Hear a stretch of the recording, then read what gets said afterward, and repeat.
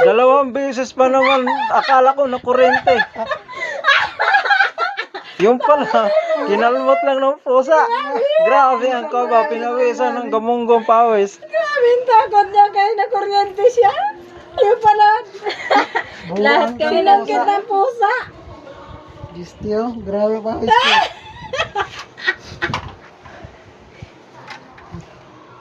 Dalawang beses ka kinalmot ng pusa. Pusa pala yun. Akala mo, kinuryente ka. Oo.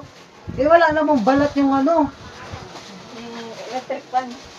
Kaya kumuha ko na sa pen. Kaya yung sinasabi ko sa'yo, na dapat ang kinakanta mo para sa Panginoon, hindi yung pansanlibutan. Karma ka tuloy. Yan.